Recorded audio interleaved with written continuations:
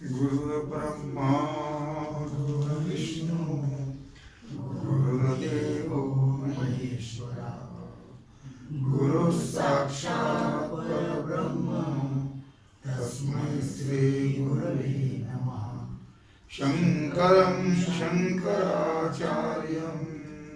केशवं बादरायणं सूत्रभाष्यकृतौ वन्दे भगवन्तौ पुनः पुनः। विचार सागर रहस्य तरंग पाचवा, पाचव्या तरंगाचे रहस्य, पाठ क्रमांक 66। आता चौथ्या तरंगामध्ये परमात्म ख्याती रिक्त ख्याती परमात्म व्यतिरिक्त सर्व जगत मिथ्या ठरल्यावर त्या जगदंतपाती वैदिक व्यवहार हे मिथ्याच होणार, कारण जगाला सोडून थोडा ते वैदिक व्यवहार। मग कर्म उपासना प्रतिपादक जो वेद आहे, कारण वेदामध्ये तीन त्रिकांडात्मक वेद आहे ना, कर्म उपासना ज्ञान, मग कर्म उपासना ही प्रतिपादन केली त्या वेदाने, म्हणजे कर्म उपासनेचं वर्णन केलेलं आहे। मग ते वेद वाक्य आणि ब्रह्मज्ञान प्रतिपादक उपनिषद वाक्य व त्यांचा संप्रदाय प्रवर्तक आचार्य हे सर्व मिथ्या आहेत। काय लक्षात आलं का? ब्रह्मज्ञानाचं प्रतिपादन करणारी उपनिषद वाक्य, गीता कशाचं सार आहे? सुपनिषद, उपनिषदाचं सार आहे गीता। व त्यांचा संप्रदाय सांगणारे आचार्य, संप्रदायाचे प्रवर्तक हे सर्व मिथ्या आहेत असं म्हणणं ओघानेच प्राप्त होतं। पण वेदशास्त्रावर व त्यांचे संप्रदाय प्रवर्तक आचार्यावर बहुत कालाच्या सत्यत्व निश्चयाने व पूज्य भावनेनं वेद गुरुना मिथ्या म्हणण्याचं धैर्य आस्तिक शास्त्रकारास सहसा होत नाही।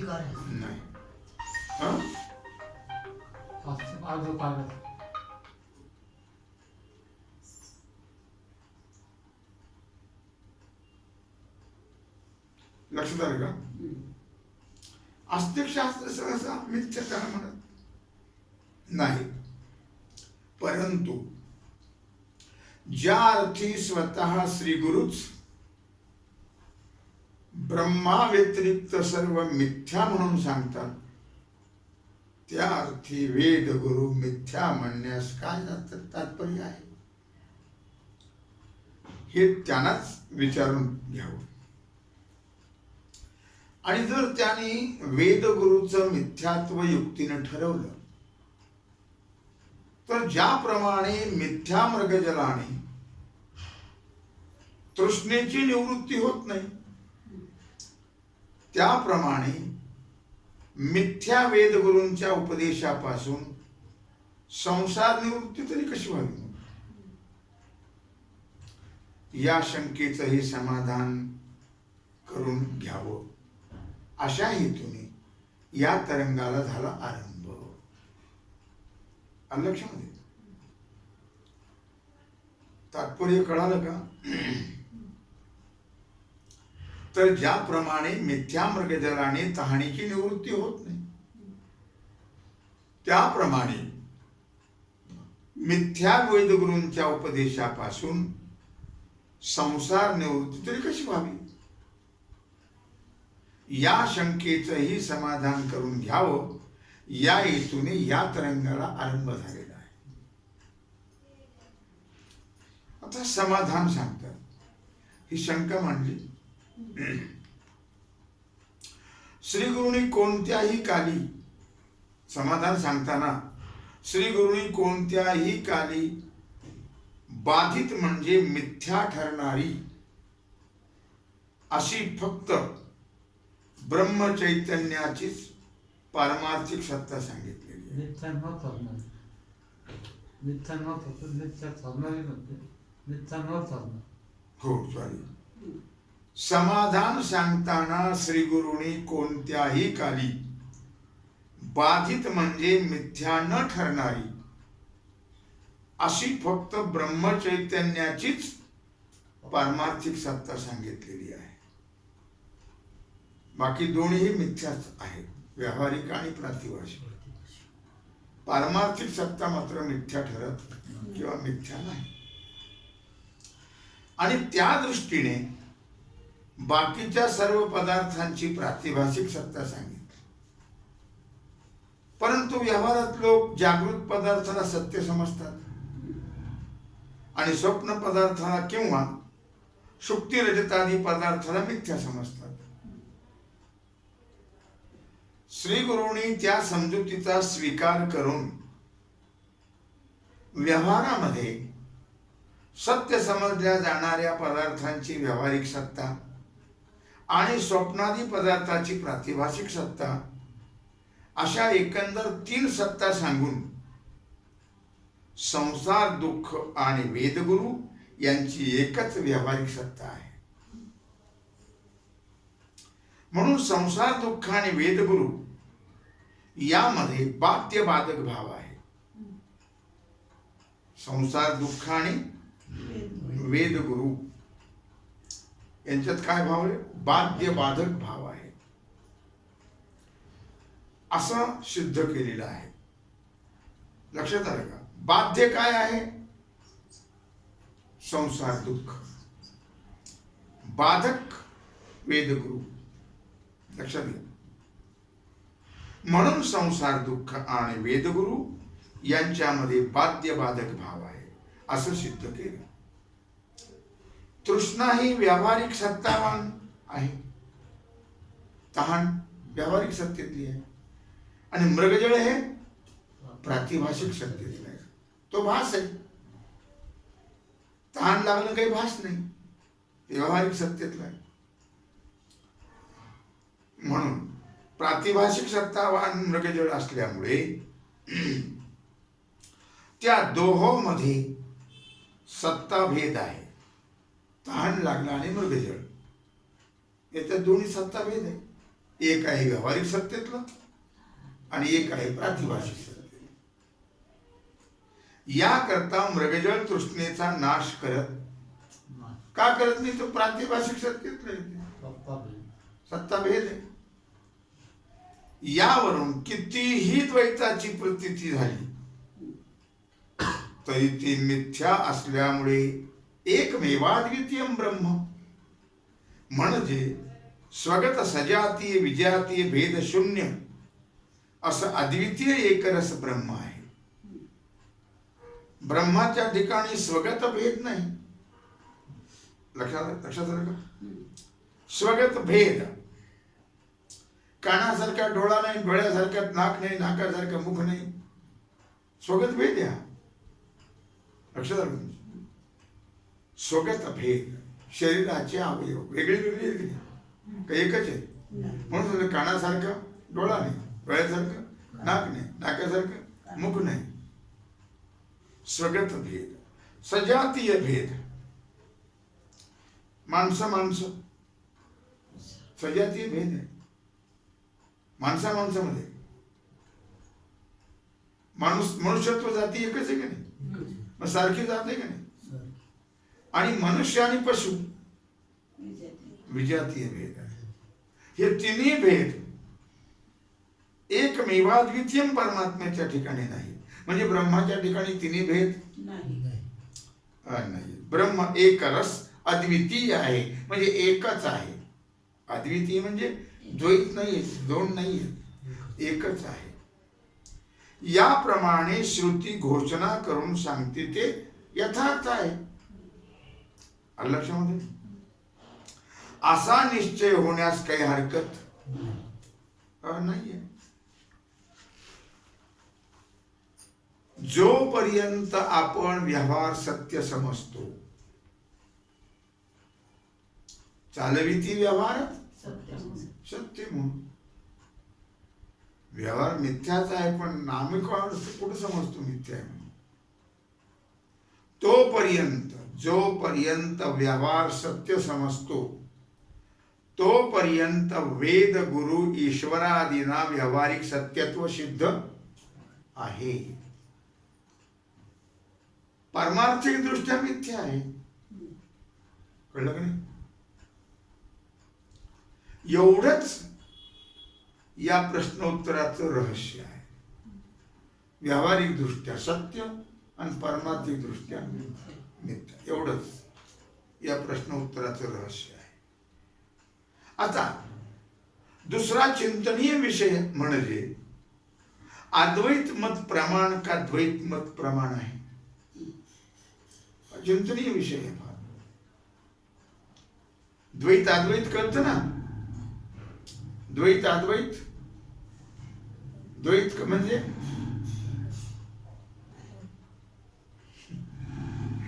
द्वैत म्हणजे दोन भेद आणि अद्वैत म्हणजे एक. लिहून ठेव.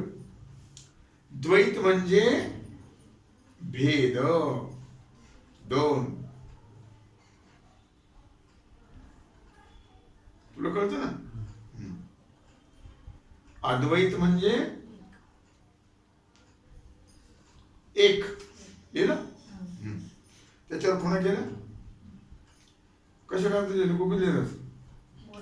द्वैत अद्वैत खुणा करायचं, रेगा मारायची. मी लक्षात येतं. एक खाली एक, एक खाली दोन, आणि इकडे एक खाली एक, एक खाली दोन.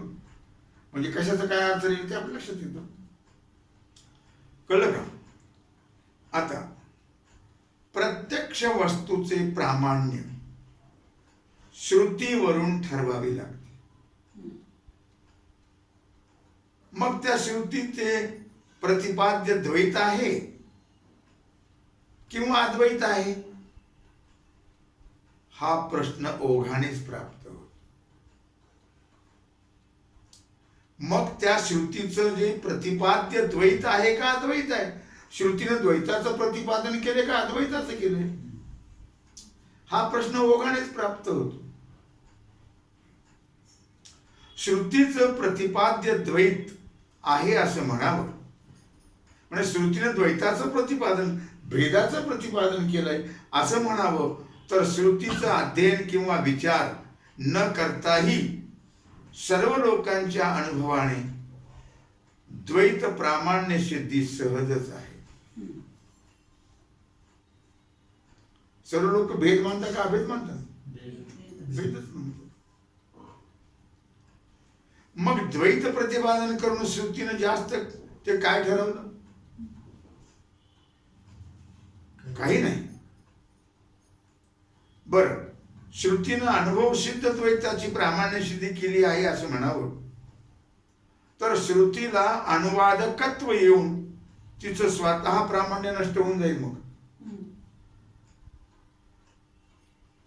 काय श्रुती काय सांगते,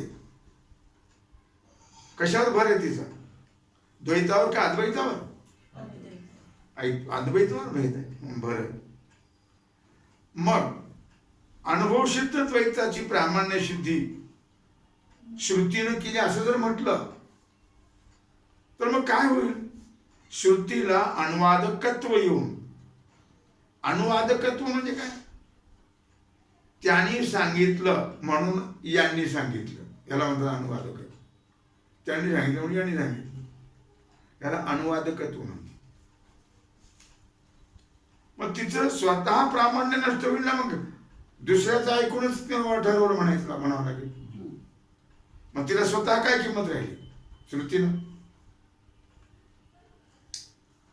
अर्थात परंतु ते आस्तिक अधिकाऱ्याला इविष्ट नाही, मान्य नाही. कारण प्रत्यक्ष, अनुमान, उपमान, अर्थापत्ती आणि अनुपलब्धी या 4 प्रमाणापेक्षा अपौरुषे श्रुतीचं प्रामाण्य बलवान आहे. श्रुती अपौरुष आहे, कोणी केलेली नाही. प्रत्यक्ष प्रमाण कोण मानतं? प्रत्यक्ष प्रमाण कोण मानतं? चार वाक. कळलं का? प्रत्यक्ष प्रमाण कोण मानतं? चार वाक. अनुमान प्रमाण कोण मानतं? कनाद. लिहून ठेव. अनुमान प्रमाण कोण मानतं? कनाद. उपमान प्रमाण कोण मानतं?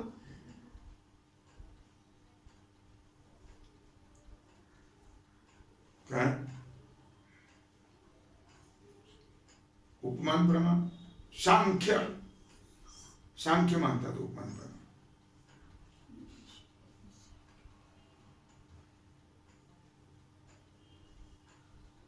अर्थापत्ती प्रमाण कोण मानतं? न्याय. न्यायशास्त्रकार मानतात.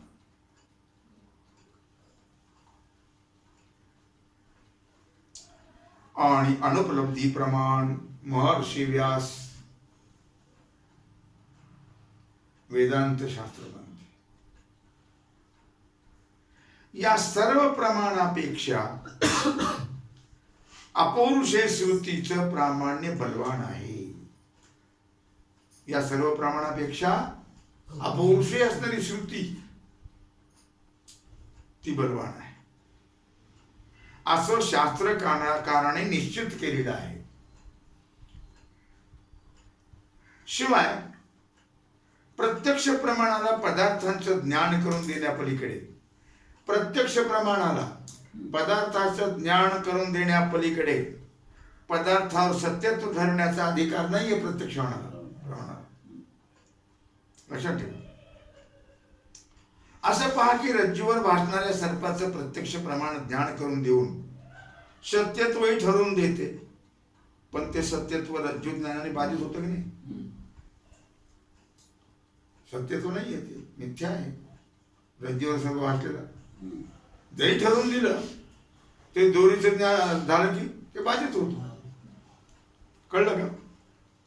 या अनुभवावरून प्रत्यक्ष प्रमाण ज्या पदार्थावर सत्यत्व दाखवते त्याचे ठिकाणी सत्यत्व असतेच असा नियम सिद्ध होत नाही.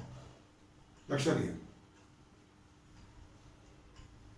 काय सांगितलं की या अनुभवावरून, काय अनुभव आहे? दोरीवर सर्प मिथ्या आहे की सत्य? जरी प्रत्यक्ष प्रमाणाने सत्य ठरवला तरी दोरीचं ज्ञान झाल्यानंतर तो मिथ्या ठरते. सर्पाचं ज्ञान काय होतं?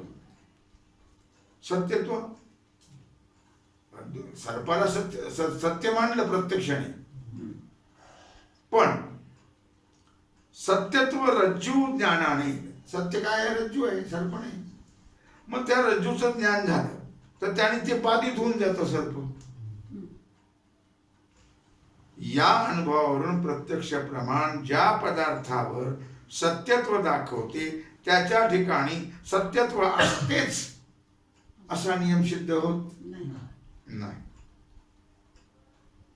श्रुती तर द्वितीयाद् वै भयं भवति. श्रुती मौली काय सांगते? द्वितीयाद् वै भयं भवति. द्वैतामध्ये भेद आहे, भय आहे. तुझे जव जव घडे तव तव संसार भय जोडे. हे देव आपुले तोंडे बोलती वेद. भेद, भय कशात आहे? भेदामध्ये, द्वैतामध्ये भय आहे. लक्षात ठेवा. अर्थात द्वैतापासून दुःख होतं, म्हणजे द्वैतात दुःखाचं बीज आहे, भेदामध्ये दुःखाचं बीज आहे. कळतं ना? भेद कळतो का? असं सांगून अतुण्यदार्थम या वाक्याने भूमा व्यतिरिक्त, भूमा म्हणजे ब्रह्म, भूमाला ब्रह्माला भूमा म्हटले. भूमा व्यतिरिक्त म्हणजे ब्रह्मा व्यतिरिक्त सर्व तुच्छ म्हणजे मिथ्या आहे. ब्रह्म सत्य जगन मिथ्या. असं सांगते. आणि सदैव सौम्य इदमग्र आशित एकमेवाद्वितीयम असं ब्रह्माचं प्रतिपादन करून मृत्तिकेच्या दृष्टांताने श्रुतीनं त्याचं सत्यत्व ठरवलेलं आहे. लक्षात घ्या. कुणाचं? ब्रह्माचं. यावरून अद्वैत ब्रह्मच सत्य आहे. लक्षात आलं का? अद्वैत ब्रह्मच सत्य आहे आणि बाकी सर्व द्वैत. हे बाकी सर्व काय आहे? हे द्वैत आहे. कळलं? प्रपंच म्हणजे द्वैत. अर्थातच द्वैत हे मिथ्या असतं असं श्रुतीच्या सांगण्यावरून तिचं प्रतिपाद्य अद्वैत आहे, द्वैत नाही आहे. श्रुती कशाचं प्रतिपादन करते? काय सांगते? अद्वैत. द्वैत सांगत नाही. आणि हेच शारीरिक सूत्रामध्ये म्हणजे ब्रह्मसूत्र. लिहून ठेवा. शारीरिक सूत्र म्हणजे ब्रह्मसूत्र. भगवान महर्षी व्यासाने ठरवलेलं आहे आणि त्याप्रमाणे आदिगुरु भगवान शंकराचार्यांचं भाष्य आहे. यावर कोणी असं म्हणेल की शंकराचार्यांच्या भाष्यामध्ये अद्वैत प्रतिपादन केलं आहे. एवढ्यावरूनच व्यासांची सूत्रे अद्वैतपर आहेत असं म्हणता येणार नाही. कळलं का? ब्रह्मसूत्र कोणी केले? व्यासाने. किती सूत्र आहेत ब्रह्मसूत्राचे? 555.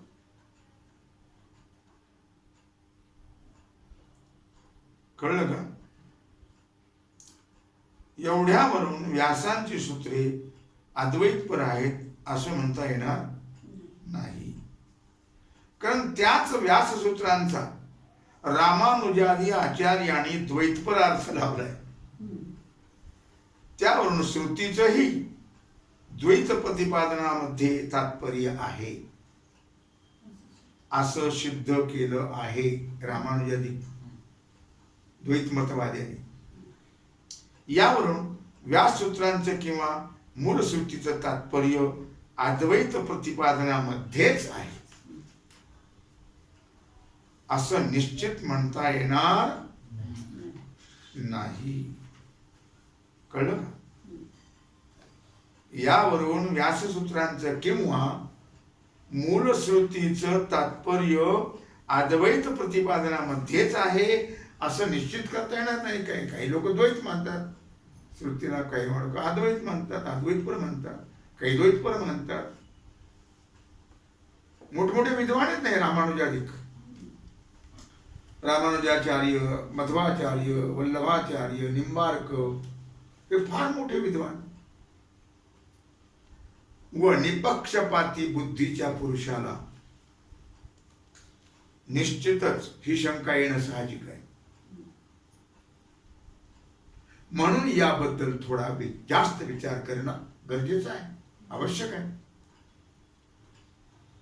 या विचारामध्ये समाधानाची गोष्ट अशी आहे की व्याससूत्रावर भाष्य लिहिणारे आचार्य भगवान शंकराचार्य, बाकी सर्वच आचार्यांनी भाष्य लिहिलंय ब्रह्मसूत्रावरती.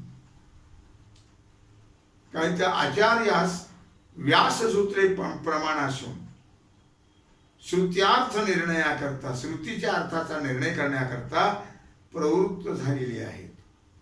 कोण? व्याससूत्रे. ही गोष्ट मान्य आहे का? नाही असं नाही. सर्व आचार्यांना. आता व्याससूत्राचं तात्पर्य कशात आहे याचा दुसऱ्या दृष्टीने विचार करूया. एकंदर शास्त्रकारामध्ये 6 नास्तिक वेद प्रमाण न मानणारे आहेत. 6 शास्त्रकार. त्यापैकी नास्तिक शास्त्रकारासंबंधी आपण तूर्त विचार करण्याची आवश्यकता नाही. आस्तिक शास्त्रकारामध्ये कपिल आणि पतंजली, सांख्यशास्त्रकार आणि योगशास्त्रकार, हे दोन सांख्यशास्त्रकार आहेत. हे दोन बर का, कपिल आणि पतंजली सांख्यशास्त्राला मानणारे.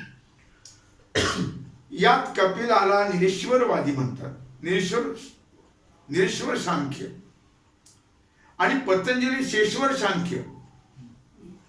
म्हणजे कपिल ईश्वर मानत नाहीत आणि पतंजली ईश्वर मानते. लक्षात आलं का? पतंजली ईश्वराला मानते. अर्थात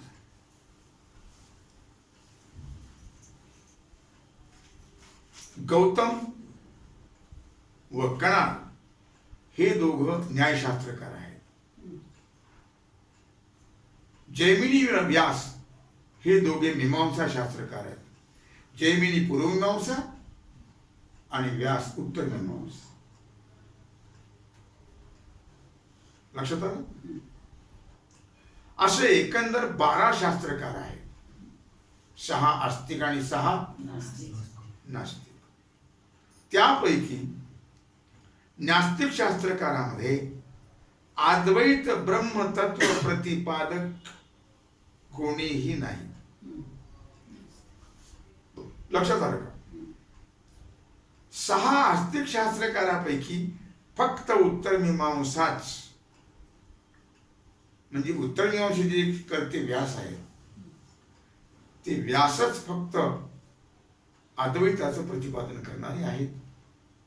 बाकी शास्त्रकार हे द्वैताचं प्रतिपादन करतात.